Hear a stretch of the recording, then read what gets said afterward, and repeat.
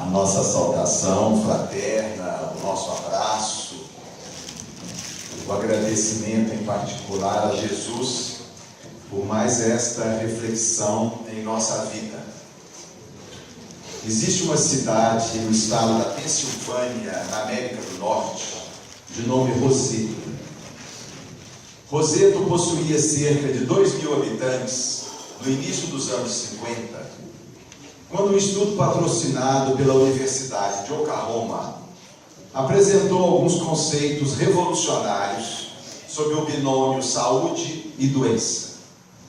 Tudo começou quando um médico gastroenterologista, Dr. Stuart Wolff, visitando um colega também médico, dono de uma vasta propriedade rural na região de Roseto, disse ao amigo de forma informal: existe aqui, próximo de nós, uma pequena cidade muito curiosa.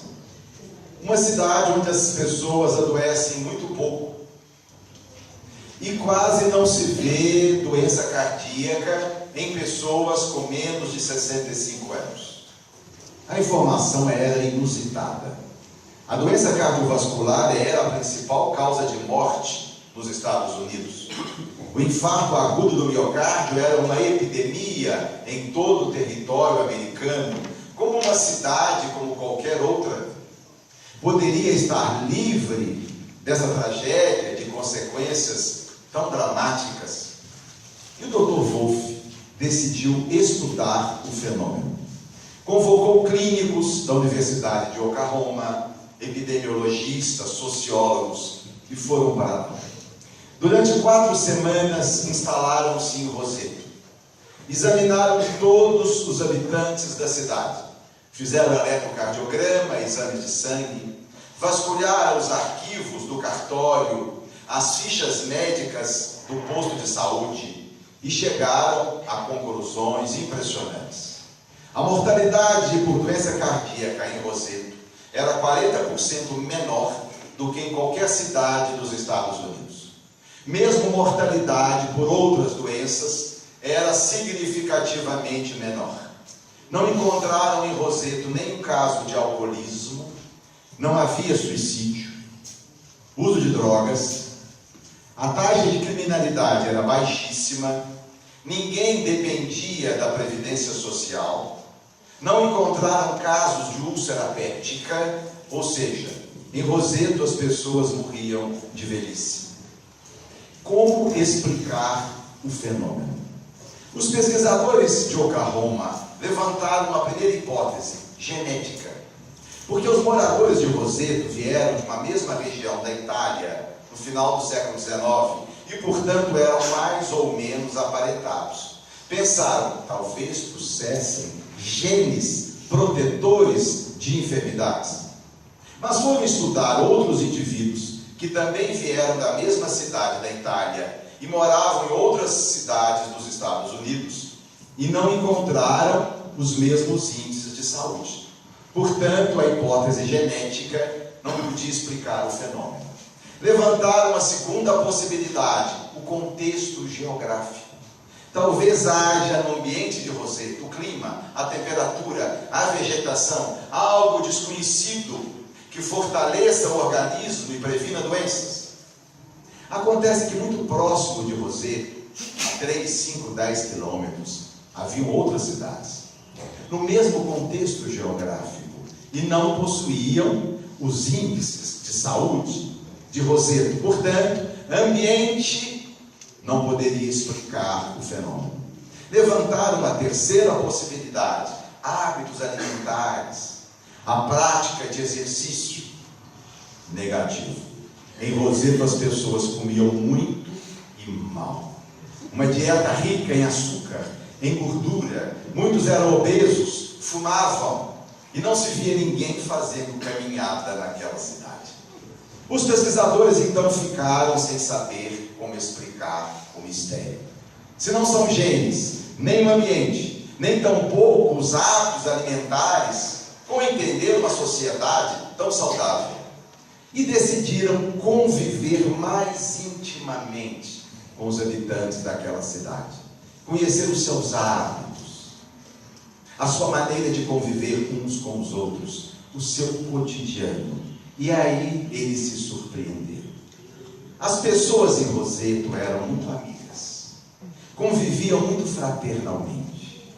Na praça da cidade, via-se com frequência grupos de indivíduos conversando longamente, alegremente. À tardinha, nas calçadas, os vizinhos colocavam cadeiras e ficavam parlamentando, contando histórias. Numa mesa de jantar, viam-se 3, às vezes 4 gerações da mesma família, tomando junto a sua refeição, lembrando o passado, contando histórias, rindo à beça. Observaram, numa cidade de 2.000 habitantes, mais de 20 organizações civis. Notaram um espírito comunitário igualitário naquela cidade, que desestimulava os ricos a ostentarem o próprio sucesso e diminuía a importância que os pobres davam ao próprio fracasso. E o mais notável, na pequena igreja de Roseto, todos os 2.000 habitantes eram frequentadores assíduos. Tinham um entusiasmo pelas festas religiosas. Todos nutriam uma fé muito sincera. Os pesquisadores então concluíram que o sucesso higiênico de Roseto estava numa poderosa rede social protetora que haviam criado. Eles eram mais saudáveis porque se queriam bem.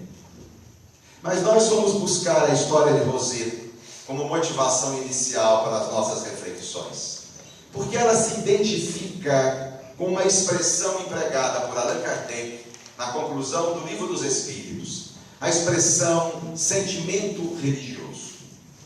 Todos nós sabemos que o Livro dos Espíritos foi a obra primeira da codificação espírita. Nessa obra, Allan Kardec desenvolve o modo espírita de pensar. A tradição espírita organizou esses princípios em 5 pontos capilares: a existência de Deus, a existência da alma e sua sobrevivência à morte, a possibilidade dos que estão na dimensão espiritual se comunicarem com os que estão na dimensão física, a existência de vida em outros mundos do universo e, finalmente, a reencarnação.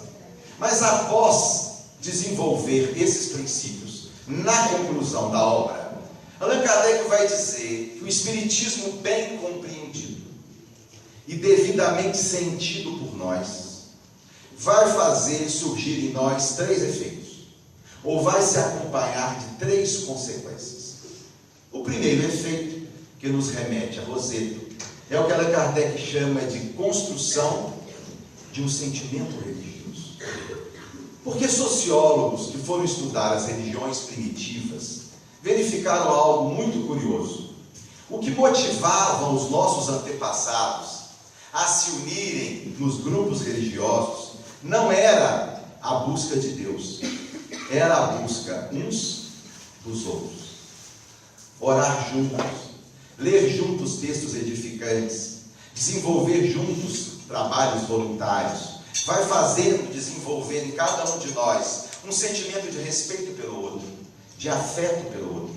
Nós vamos construindo nas agremiações religiosas amizades sinceras, que não se sustentam em nenhum tipo de interesse exterior. Porque nós vamos começando a gostar de pessoas sem saber quanto ganham, sua profissão, muitas vezes sequer o seu estado civil. Nós vamos construindo amizades sinceras, porque se sustentam no desejo recíproco de sermos pessoas melhores. Nós, no nosso grupo espírita, no ID, tivemos a oportunidade de sentir a força do espírito comunitário, desse sentimento religioso, há cerca de 20 anos, quando nós assistimos à desencarnação de 2 companheiros do nosso grupo, 2 médicos brilhantes, num acidente automobilístico. Nelson Lugon Borges de Marcos, médico gastroenterologista, uma alma generosa, e sua esposa Laura, médica pediatra, professora da universidade. Chegando a Belo Horizonte, numa manhã de sábado, um caminhão vinha na contramão, os atingiram e a morte dos 2 foi imediata. Quando a notícia chegou até nós, naquele sábado, nós, seus companheiros do centro, eles foram fundadores do ID, eram diretores do ID, nós todos ficamos como que perplexos, sem saber o que pensar, sem saber o que dizer. Uma morte estúpida. Haviam adotado recentemente 2 crianças ainda pequenas, colegas que estavam no carro com eles, mas nada sentiram. Todo um futuro pela frente na área da medicina. Laura preparava a sua defesa de doutorado. E nós, sem saber o que fazer, como que se uma força misteriosa tomasse conta de nós, fomos, cada um de nós, nos deslocando para o nosso centro, para o nosso grupo espírita, sem que ninguém ligasse para o outro, sem que ninguém dissesse nada, como se um magnetismo inexplicável criasse uma teia em torno de todos nós, e nós fomos nos dirigindo para lá. E quando nos demos conta, estávamos todos lá, e juntos compartilhamos a nossa dor. Nós observamos a força desse sentimento nos adeptos das religiões evangélicas. Com que encantamento, com que brilho nos olhos, 2 ou 3 vezes por semana, eles deixam as suas atividades corriqueiras e vão para o seu grupo religioso. Lá são valorizados, são benquistos, são chamados de irmão. Nós tivemos em nossa casa, durante alguns anos, uma ajudante que era de uma igreja evangélica. Nós sabíamos o dia do culto. Ela chegava diferente. O seu olhar era diferente. 3 vezes por semana colocava a sua melhor roupa, o sapato de ver Deus, a Bíblia debaixo do braço, e ia ser gente de verdade, chamada de irmã, filha de Deus. Seu marido, porteiro de um prédio, 3 vezes por semana colocava o terno preto, o sapato preto, e ia ser gente de verdade. 10% do salário que nós dávamos a ela, 10% do salário que seu marido ganhava, ia para a igreja, eu disse. Meus meninos à época eram pequenos, ficavam revoltados. Pai, mas que absurdo, já ganho tão pouco, dá esse dinheiro para o pastor. E a gente então comentava, então, porque recebem de volta. Não sobre a forma de bens mensuráveis, mas sobre a forma de valorização pessoal, de autoestima, de amizade sincera. Quantos de nós gastamos muito mais do que 10% do nosso salário para nos inserirmos numa sociedade que valoriza o dinheiro, o luxo, as viagens caras? Quantos de nós gastamos 10% ou muito mais do nosso salário com festas longas, roupas de preços absurdos, festas onde há um desperdício absurdo? Eles gastam 10% do seu salário para se inserir em uma comunidade que lhes faz bem, que lhes faz crescer, que os alimenta. Quantas pessoas que haviam perdido tudo na vida encontraram na comunidade religiosa uma alegria nova de viver? Quantas pessoas que a vida havia lhes negado qualquer alegria, perdas seguidas de perdas, e no grupo religioso encontraram motivações novas, significados novos para viver. E é esse sentimento religioso, bem trabalhado, bem cultivado, que vai fazer desenvolver em nós a difícil virtude da fé.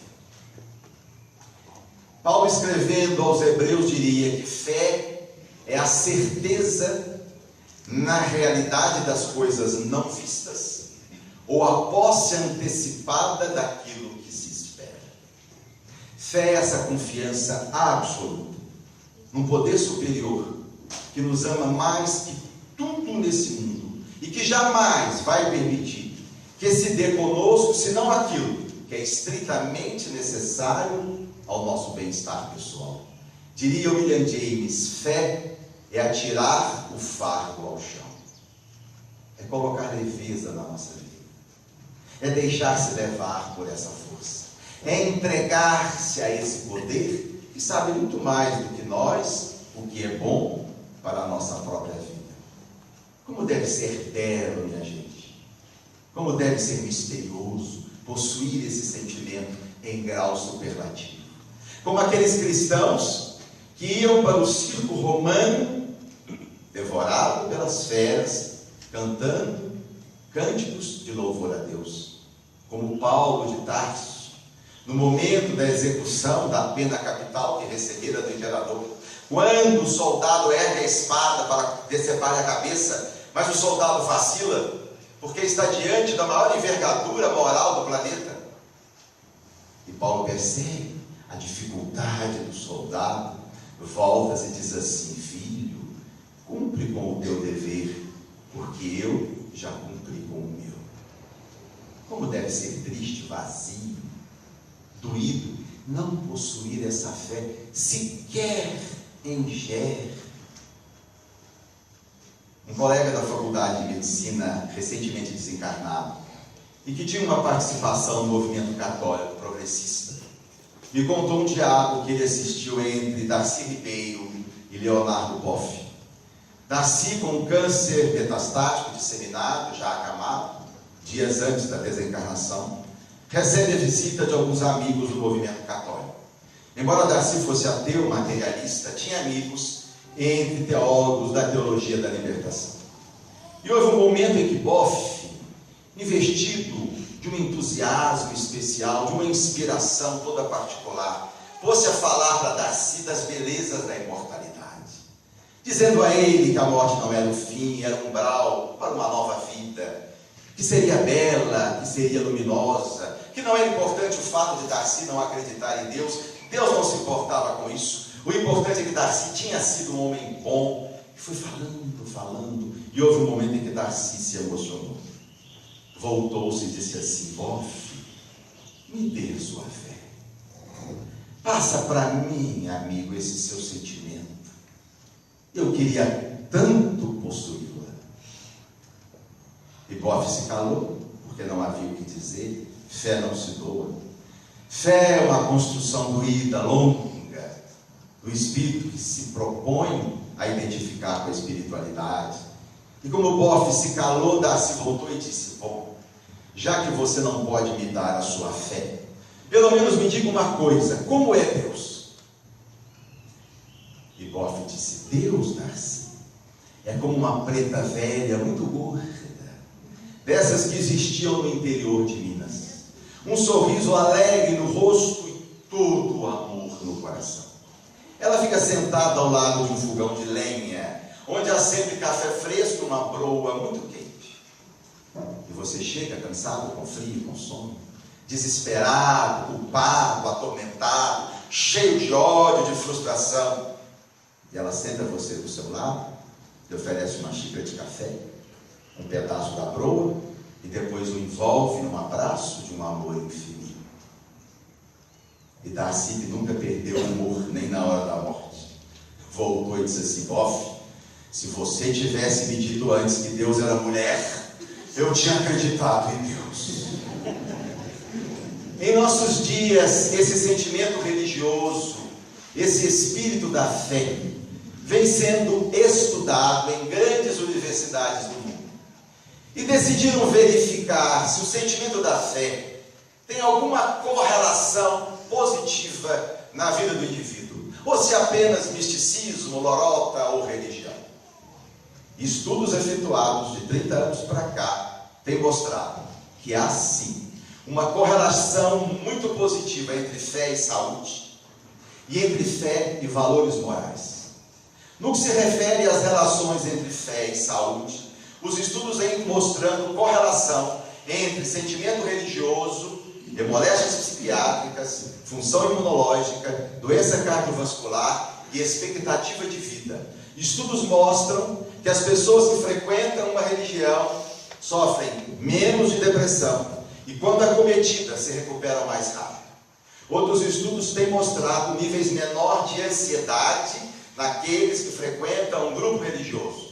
E também melhora cognitiva. Um estudo mostrou que portadores de Alzheimer que frequentam uma religião têm a evolução da doença significativamente retardada. No que se refere às funções imunológicas, os estudos mostram que as pessoas que frequentam uma religião têm menos quadros infecciosos do que as outras. Mas são as correlações cardiovasculares as mais importantes. Frequentar uma religião uma vez por semana, ter o hábito de ler a Bíblia ou orar, dá 40% menos possibilidade do indivíduo desenvolver hipertensão arterial, doença coronariana e acidente vascular cerebral. E sabe-se que pessoas que frequentam uma religião têm uma expectativa de vida 3 anos mais do que aqueles que não frequentam. 3 anos a mais de expectativa de vida é a vantagem que tem aqueles que fazem exercício, em relação aos sedentários. 3 anos a mais de vida é o que ganham aqueles que controlam o colesterol em relação aos que não controlam. Ou seja, frequentar uma religião uma vez por semana é tão bom para a saúde quanto fazer exercício físico ou controlar o colesterol. Outros estudos, por sua vez, vêm correlacionando fé e valores morais. Porque muitos ateus recentes, críticos das religiões, grandes filósofos, neurocientistas, como Richard Dawkins, Sam Harris, Daniel Dennett, têm reconhecido a importância da fé na saúde. Mas eles afirmam que a fé não tem nada a ver com valores morais ou ética. Porque as pessoas que frequentam uma religião, dizem eles, são tão mesquinhas, tão desonestas, tão arrogantes, como os ateus ou os materialistas. No entanto, estudos realizados recentemente têm mostrado que não é bem assim. Um estudo muito curioso, realizado por um professor de Harvard, de nome Dan Ariely. Ele convocou estudantes da Universidade de Harvard e propôs a eles o seguinte: eles fariam uma provinha simples de 20 questões de matemática e ganhariam $10 por cada questão correta. Formou-se a primeira turma, eles receberam a prova, fizeram as respostas, entregaram a prova, o examinador corrigiu e deu $10 por cada questão correta. A média de acerto dessa primeira turma foi 30%. Depois ele pegou uma segunda turma, que seria a semelhança da primeira, com uma diferença. Eles próprios iriam corrigir o seu gabarito. Ao final da prova, o examinador ditaria as respostas certas, cada um iria conferir a sua e simplesmente informaria ao examinador quantas questões corretas e seria remunerado. Ninguém iria conferir a sua folha de resposta. Portanto, eles poderiam fraudar ou não. Será que fraudaram? Um pouquinho só, mas fraudaram. Porque a média de acerto da segunda turma foi 40%, enquanto a primeira foi 30%. Mas o que interessava era a terceira turma. Porque a terceira turma seria como a segunda. Eles próprios iriam conferir o gabarito, poderiam ou não fraudar. Com uma diferença. Antes de começarem a prova, Daniel pediu que cada aluno escrevesse numa folha em branco o que se lembrava dos 10 mandamentos. Apenas isso. Alguns se lembraram de todos os 10, escreveram. Outros de 4 ou 5. Alguns se lembraram apenas de um. Não era importante. Escreveram. Após isso, foram fazer a prova. A média de acerto dessa terceira turma foi 30%, igual à primeira. Ou seja, dada a eles a possibilidade de fraudar, levando-os antes da prova à evocação, ao pensamento de princípios éticos religiosos, fez com que não fraudassem, freando em cada um deles um possível instinto à desonestidade. Há muitos estudos correlacionando frequência a uma religião e honestidade, responsabilidade, organização. No que se refere a jovens que frequentam uma religião, comparado com outros que não frequentam, sabe-se que moços que têm uma religião, menos frequentemente levam arma para a escola, se envolvem em brigas corporais, dirigem alcoolizados. Um estudo realizado numa grande penitenciária dos Estados Unidos mostrou presos que no último ano se submeteram a treinamento religioso, tiveram 30%, 50% menos chance de retornar à cadeia do que aqueles que não se submeteram a um treinamento religioso. Ou seja, a religião tem sim cumprido o seu papel de fazer de nós pessoas mais conscientes, mais responsáveis, mais cientes da nossa responsabilidade, mais motivados a fazermos aquilo que é bom para nós. Nunca me esqueço de um fato acontecido com a minha mãe, já há muitos anos. Minha mãe era presidente da Casa Espírita na Rua Sampaio e chegava para uma tarefa doutrinária, quando na recepção do centro a esperava uma senhora conhecida dela. Essa senhora havia chegado recentemente ao movimento espírita. Fizera conosco o curso básico, depois o curso de educação mediúnica e havia começado nos passos.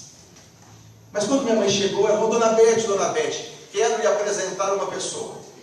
E apresentou para minha mãe uma garotinha, devia ter mais ou menos uns 4, 5 anos. Minha mãe se surpreendeu, porque ela já tinha uma certa idade, não poderia ter uma criança naquela idade. Mas disse assim: olha, mas eu não sabia que você tem uma filha assim tão linda. Ela disse: não tinha, Dona Beth, agora eu tenho. A senhora não sabe, mas o meu sonho sempre foi ter um filho. Nunca pude, por problema de saúde. Pensava em adotar, mas meus parentes de meus amigos, do meu marido, diziam: que tolice, criar filho dos outros não vai dar certo. Se tivesse que ter os próprios, Deus tinha enviado. Eu ia deixando, mas estudando a doutrina espírita, aprendendo com vocês aqui, que eu tenho que fazer o que é bom para mim, que eu sou a construtora do meu destino. Criei coragem, adotamos, lá em casa estamos todos muito felizes. Mas se o primeiro efeito, segundo Allan Kardec, que vai atingir aqueles que se identificam com o espiritismo sincero, é o desenvolvimento de um sentimento religioso, há ainda um segundo efeito. Nas palavras de Allan Kardec, é a resignação ante as vicissitudes da vida. Lembra Kardec que o espiritismo bem compreendido nos faz ver as coisas de tão alto que a vida perde 3/4 partes da importância que nós lhe damos. O homem adquire mais coragem diante das provas, mais serenidade diante das dores, mais moderação nos desejos. Aprende que com o suicídio só se perde aquilo que se imaginava ganhar. O espiritismo bem compreendido dá para nós um sentido para o sofrimento e um significado para as dificuldades. Nós vamos aprendendo que as doenças crônicas, dificuldades familiares, problemas financeiros, são combustíveis para o progresso. São experiências que nos permitem a superação pessoal. Porque quase todos nós, meus amigos, reencarnamos com um passivo não muito recomendado. Quase todos nós trouxemos para cá lições inacabadas, sentimentos inadequados, programas mentais equivocados, um amor engolido, atrofiado. E muitas vezes só essas experiências de sofrimento podem fazer por nós aquilo que nós temos recusado a fazer. Eu conheci uma jovem viciada em cocaína no mais alto grau, 5 internações em psiquiatria. Os pais espíritas nos procuravam desesperados o que fazer. Nós apoiávamos, orientávamos, acolhíamos, mas não havia opção, a decisão era dela. Até que certa feita ela chega ao centro acompanhada da mãe. A mãe vem me apresentar. Ela estava 6 meses sem usar a droga. Eu então perguntei a ela: o que fez você abandonar o vício? E ela me disse assim: eu cansei de sofrer. Portanto, meus amigos, aqueles entes queridos que nós fazemos tudo por eles e não saem da situação infeliz, aquelas pessoas que nós oramos, pedimos, mas continuam em atitudes equivocadas, não sofreram ainda o suficiente. São essas experiências de dor que vão nos recolocar no local adequado.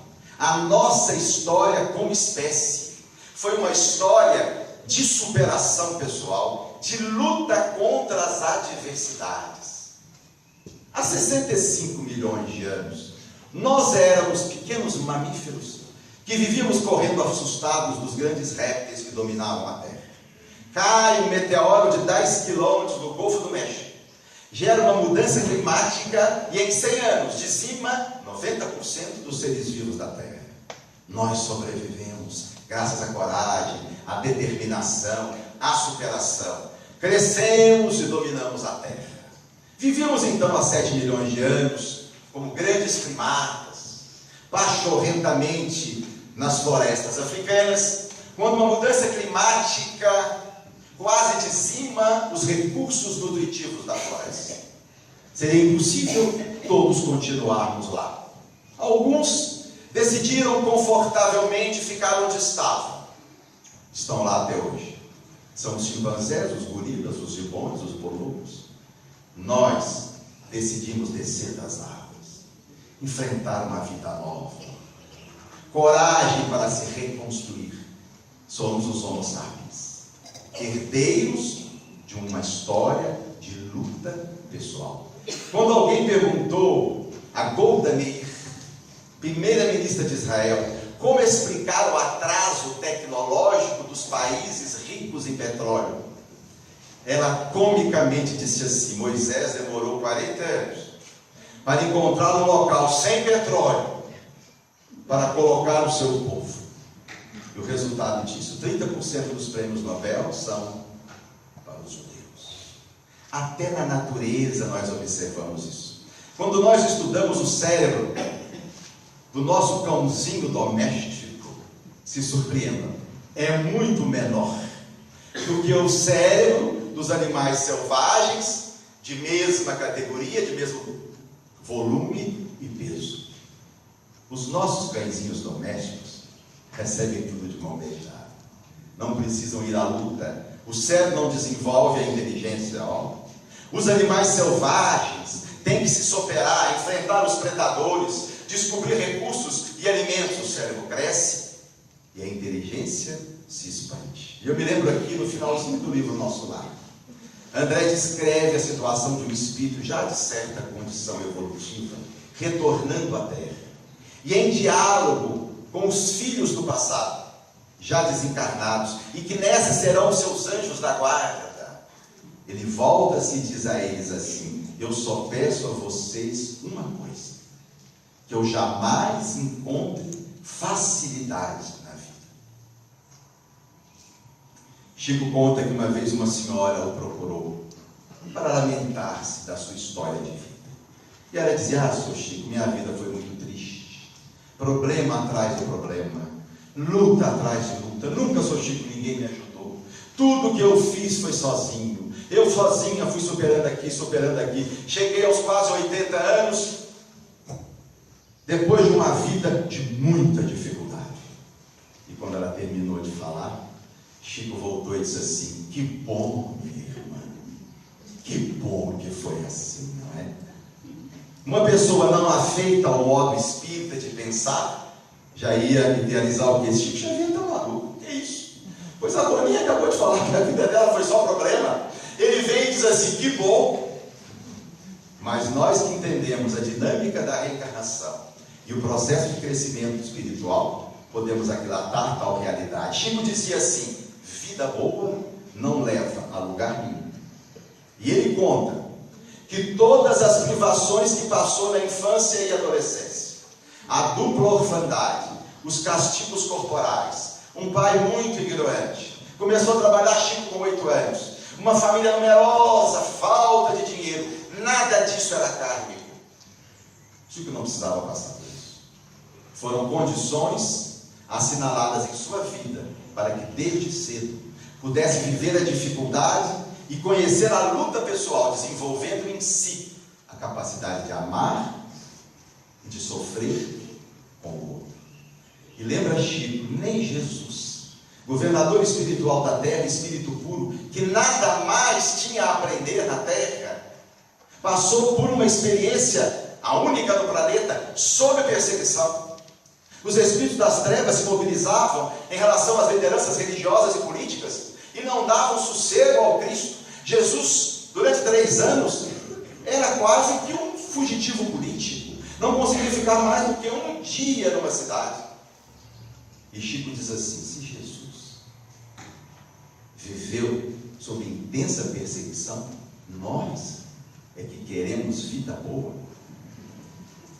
Eu sempre fiquei pensando o que deve passar na cabecinha de uma criança quando é levada pelos pais a um posto de saúde para tomar uma vacina ou uma injeção qualquer.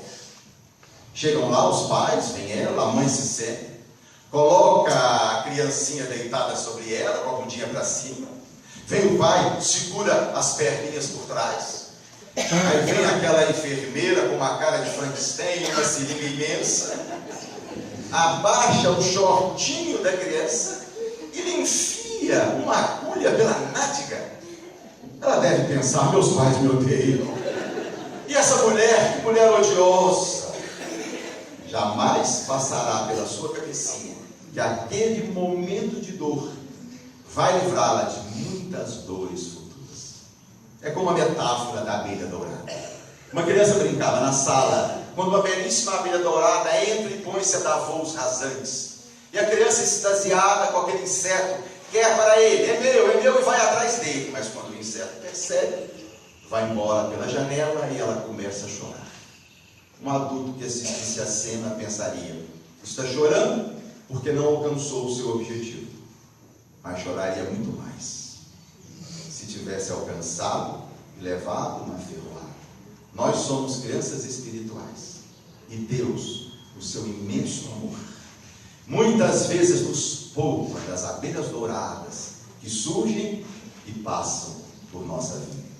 Mas existe ainda, antes de concluirmos, um terceiro efeito que Allan Kardec propõe àqueles que se identificam com os princípios espíritas. O primeiro, o desenvolvimento de um sentimento religioso, que desenvolve em nós a saúde e os valores morais. O segundo, a coragem, a determinação diante das dificuldades e da dor. O terceiro, evocando a proposta de Allan Kardec, é a tolerância ante as falhas alheias. Nós precisamos ter muito cuidado, meus amigos, com o conceito de tolerância. Porque o conceito de tolerância muitas vezes invoca em nós um espírito de superioridade, de arrogância ou de uma bondade que não possuímos. Como se nós estivéssemos sendo grandiosos, generosos em tolerar o outro. Como se eu me colocasse em pedestal e pensasse assim: eu, homem, branco, heterossexual, escolarizado, bem nutrido, com conta bancária, tolero você, ou melhor, suporto você. E não é nada disso. Isso não é tolerar. Isso é dessignificar. Isso é minorar. Isso é encontrar motivos para excluir. Tolerar é conviver fraternalmente, igualitariamente com todas as pessoas. Tolerar é, sobretudo, respeitar o outro. Porque a palavra respeito vem do latim respectus, e é a conjunção de dois termos. O termo re significa de novo, e o termo spectus significa ver. Respeitar é ver de novo, ver com outros olhos, olhar de uma forma diferente, olhar para os defeitos dos outros como sendo algo natural na fase evolutiva em que nós estamos. Nenhum de nós, meus amigos, está pronto ainda. Nós somos almas em formação. Daí a naturalidade dos defeitos e das imperfeições. Todos a possuímos. Viver em harmonia a fase evolutiva em que estamos é como ser aceito pela própria evolução. Entender que os defeitos dos outros são naturais na fase evolutiva em que estão, tal qual nós. Respeitar as diferenças pessoais que existem entre nós. Ver com naturalidade o outro, que tem hábitos diferentes, características diferentes, modo diferente de viver. A questão do respeito é tão fundamental que quando Allan Kardec perguntou aos espíritos o que se entende por justiça, eles responderam: a justiça consiste no respeito ao direito de cada um. Respeito ao direito de propriedade, ao que é do outro. Propriedade legítima, está no Evangelho segundo o Espiritismo, só é aquela que foi adquirida pelo trabalho honesto e sem prejuízo de outro. Que dificuldade que nós, espíritos reencarnados no Brasil, temos vivido em respeitar minimamente o que é do outro, que o outro adquiriu com seus próprios esforços. Que dificuldade nós trazemos em entender que só é nosso legitimamente aquilo que é fruto do nosso esforço, da nossa dedicação e que não prejudicou ninguém. Respeito às regras da convivência social. A civilização só se tornou civilização quando nós nos reunimos e criamos princípios regras necessárias à convivência. Que dificuldade que nós, espíritos reencarnados do Brasil, temos tido em respeitar as mais mínimas regras da convivência. Se o semáforo está vermelho para o nosso automóvel, por que não aguardar 1 minuto? E será nos franqueado o tempo e espaço, e vamos seguir sem colocar ninguém em risco. Se ali não pode estacionar, é porque, se o fizermos, poderemos estar prejudicando alguém. Por que não andar 100 ou 200 metros e encontrar um local adequado? Eu vejo lá no SUS, onde eu trabalho, no Pamarechal, nós temos lá 3 elevadores. 2 elevadores maiores, novos, para o usuário. E um elevador velhinho, pequenininho, da época do Getúlio Vargas, para os funcionários. Tem uma placa imensa na frente, para os funcionários. O cidadão chega para consultar. Para em frente do elevador do Getúlio Vargas. Olha, lê e entra. E nesse elevador que cabem 6 pessoas, eu já vi saírem 12. Que dificuldade é essa? 70% dos acidentes fatais de trânsito atingem indivíduos que estavam desrespeitando regras. 35% indivíduos que estavam acima da velocidade permitida para o local. 30% dos acidentes fatais de trânsito atingem indivíduos que estavam dirigindo após utilizar bebidas alcoólicas. O uso de celular ao volante mata 3.500 pessoas por ano, só na América do Norte. 3.500 indivíduos retornam para a dimensão espiritual antes da hora, por não respeitar uma regra comezinha da vida social. Respeito, enfim, a toda pessoa que cruzar a nossa vida, independente de qualquer coisa. Porque o respeito só será respeito se for integral, se for absoluto, se for incondicional. Respeitar a pessoa pela humanidade que existe nela, pela sua origem divina.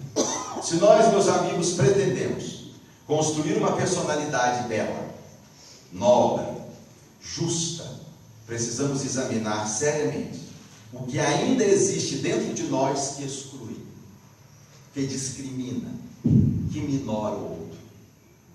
Quais são os nossos problemas pessoais? Não dos outros. Quais são os nossos? Qual é a tipologia de pessoa que me incomoda, que me faz afastar? Será que o meu problema é com os gordos, com os feios ou com os deficientes? Será que o meu problema é com quem tem um problema psiquiátrico? Ou será com os moradores de rua, com os índios? Será que o meu problema é com aqueles que têm uma pele de cor diferente da minha? Ou será com os homossexuais? Será que o meu problema é com o garoto ou a garota de programa? Com os políticos? Com os advogados? Será que a minha dificuldade é com aqueles que têm um posicionamento político diferente do meu? Ou será que a minha dificuldade é com aqueles que colocam piercing, fazem tatuagem ou pintam o cabelo de vermelho? Onde o meu problema? Identificar isso dentro de nós e trabalhar seriamente para dissolver. André Luiz escreveu no livro Coragem: você está em seu melhor tempo, o tempo de hoje. André está escrevendo para nós espíritas. Nós estamos em nosso melhor momento evolutivo. Nunca tivemos uma encarnação como esta, tão rica de oportunidades. Nunca tivemos uma encarnação em que informações essenciais sobre nós mesmos e a vida nos têm chegado todos os dias através dos livros ou das palestras.